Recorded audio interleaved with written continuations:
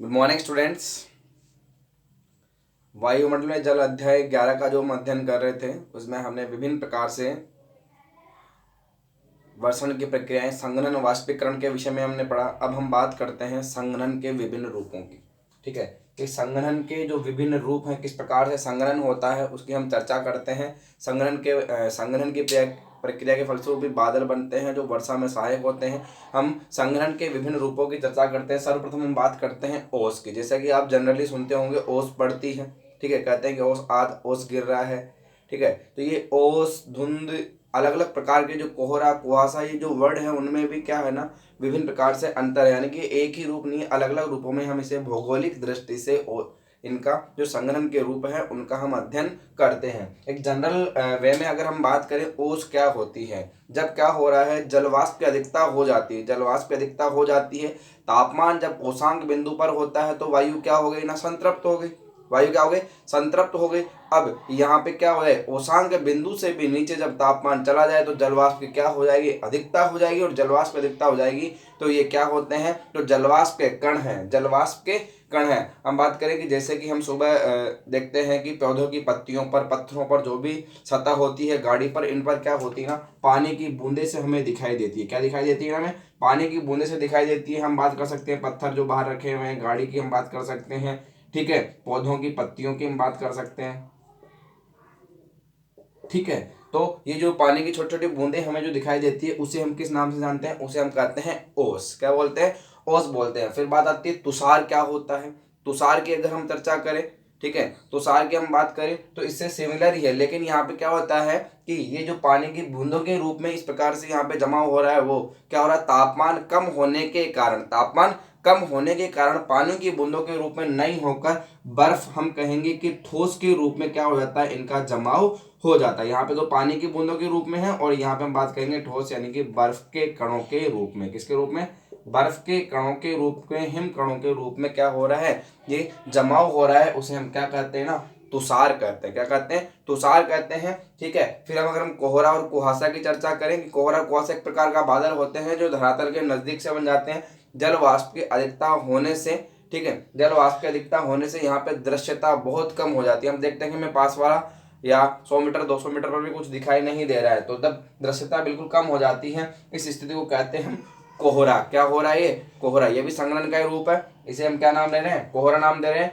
ये विभिन्न स्थानों पर हम बात करें कि नमी जहाँ पे कम होती है, मैदानी क्षेत्रों में प्रमुखतया कोहरा हमें दिखाई देता है। वहीं हम बात करें कुहासा की, कुहासा और कोहरा में लगभग हम बात करें एक जैसा ही है, लेकिन इसमें परिवर्तन या हम अंतर क्या कर सकते हैं कि जब दृश्यता 1 से 2 किलोमीटर तक, 1 से 2 किलोमीटर तक लगे, यानी कि दृश्यता यहाँ पे बढ़ गई, ज़्यादा दूर तक का हमें दिखाई नहीं दे रहा है, 1 से 2 किलोमीटर तक जहाँ पे नमी अधिक होती है, और पहाड़ी क्षेत्रों पर अक्सर हमें कुहासा देखने को मिलता है। और धूम्र कोहरा क्या होता है कि धुआं और कोहरा।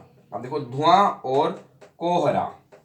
अब धुआं कहाँ पे, हम कहेंगे कि शहरी क्षेत्रों में ज्यादा होता है। औद्योगिक धुआं की हम बात कर सकते हैं, वाहनों से निकलने वाला धुआं की बात कर सकते हैं। जब धुआं और कोहरा दोनों मिक्स हो जाते हैं, ठीक है, और यहाँ पर शहरी क्षेत्रों में क्या हो जाता है, धूम्र कोहरा छा जाता है। इसे क्या कहा जाता है, धूम्र कोहरा कहते हैं। इस प्रकार से हमने संक्षिप्त रूप से संघनन के रूपों की हमने चर्चा करी। अब हम बुक से एक बार अच्छे से ये जो संघनन के रूप हैं उनको पढ़ने का प्रयास करेंगे। देखना कि जब आर्द्रता धरातल के ऊपर हवा में संघनन केंद्रकों तथा संघनन केंद्रकों पर संघनित न होकर ठोस वस्तु जैसे संघनन केंद्र, यानी कि संघनन केंद्र हमने देखा था कि जो धूल के कण हैं, ठीक है, धुआं के कण है, इन पर संघनित होगी तो अवशोषित होगी, बादल बनेंगे। लेकिन वहां पर अवशोषित नहीं होकर ये कहाँ पे हो रहा है, ठीक है, ये संघनित न होकर ठोस वस्तु जैसे कि पत्थर, घास, पौधों की पत्तियों की सतहों पर छोटी छोटी बूंदों के रूप में जमा हो जाती है। जब आर्द्रता कहे केंद्रकों पे हो जाएगी तो बादल बनेंगे, लेकिन यहाँ पे क्या हो रहा है, जलवाष्प क्या हो रही है, पौधों की पत्तियों पर, पत्थरों पर,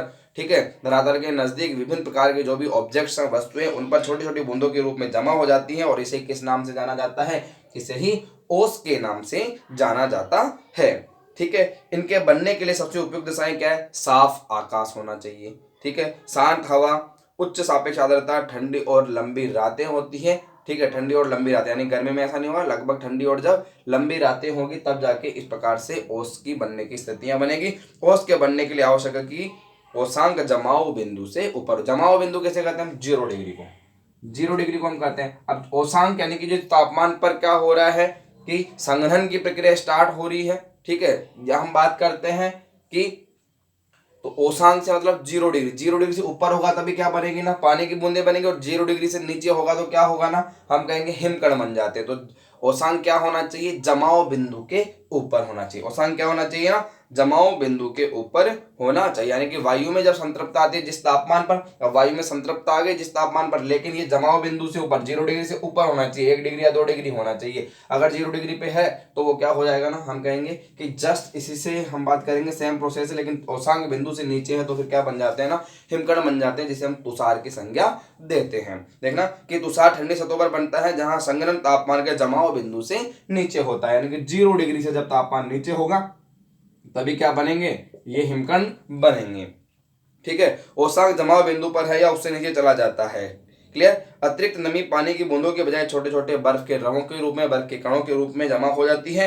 उसलिए तुषार के बनने से सबसे उपयुक्त दशाएं हैं, अवस्थाएं ओस के बनने की अवस्थाओं के समान है। जैसे ओस बन रही है वैसे ही क्या हो रहा है, तुषार बन रही है। लेकिन यहाँ पे तो तापमान जमाव बिंदु के ऊपर है 0 डिग्री ऊपर, तो ओस बन रही है, और तापमान जब क्या हो रहा है, जमाव बिंदु के नीचे हो रहा है 0 डिग्री से नीचे, तो क्या बन जाता है, तुषार बन जाता है, ठीक है। केवल हवा का तापमान जमाव बिंदु पर या उससे नीचे होना चाहिए, और ये डिपेंड करता है हवा के तापमान पर, क्योंकि जिस तापमान पर वायु संतृप्त होती है उसे क्या कहा जाता है, ओसांक बिंदु कहा जाता है, ठीक है। तो अब यहाँ पे ओसांक बिंदु जमाव बिंदु से अगर ऊपर है तो बनेगी ओस, और जब जमाव बिंदु से नीचे है तो क्या बन जाती है, हम कहेंगे कि हमें बर्फ के छोटे छोटे कण हिम के कणों के रूप में, रवों के रूप में जमा हो जाता है, इसे हम कहते हैं तुषार। आगे हम चर्चा करें कोहरा व कुहासा। जैसा कि आपको पता भी लग गया, कोहरा कुहासा क्या होता है, जब बहुत अधिक मात्रा में जलवाष्प से भरी हुई वायु सहती, जलवाष्प उसमें भरी हुई है, धरातल के निकट जब ये वायु सहती आती है तो क्या होगा, जब इसमें जलवाष्प भरी हुई तो ये नीचे की ओर गिरती है, और छोटे छोटे धूल के कण के ऊपर ही संघनन की प्रक्रिया स्टार्ट हो जाती है, और ये छोटे छोटे धूल के कण होते हैं उसके ऊपर ही संघनन की प्रक्रिया होने लगती है। इसलिए एक प्रकार का हम बादल भी कह सकते हैं कि छोटे छोटे कण हैं, धूल के कण, उसके ऊपर जलवाष्प बिल्कुल धरातल के नजदीक आकर ये क्या हो रहा है, जो वायु राशि है वहां पर बादल की प्रक्रिया का निर्माण कर रही है, ठीक है। लेकिन पूरी तरह से बादल तो यहाँ पे नहीं बन पाते, इसलिए इसे हम अलग नाम दे देते हैं, ठीक है। इसलिए कोहरा क्या एक बादल है जिसका आधार सतह तल से बिल्कुल, देखो बादल बनते हैं, हम दिखाई देते हैं ऊंचाई में दिखाई देते हैं, लेकिन इस प्रकार का बादल जो धरातल के बिल्कुल नजदीक से बन रहा है, ठीक है, वही कोहरा और कुहासा के रूप है, ठीक है ना। कोहरा तथा कुहासा के कारण दृश्यता बिल्कुल कम हो जाती है, ठीक है।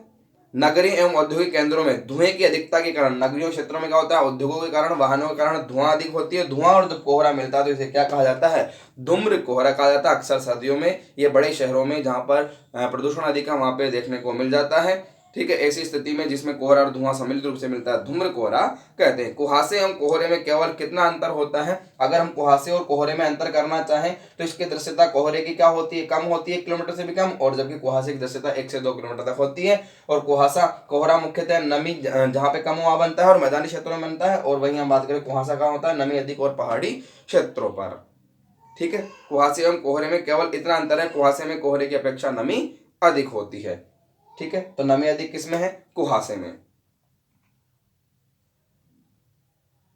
क्लियर। कुहासा पहाड़ी क्षेत्रों में होता है, और कुहासा कहाँ पे हो गया, पहाड़ी क्षेत्रों में, बल्कि हम बात करते हैं कोहरा होता है मैदानी क्षेत्रों में ज्यादा होता है।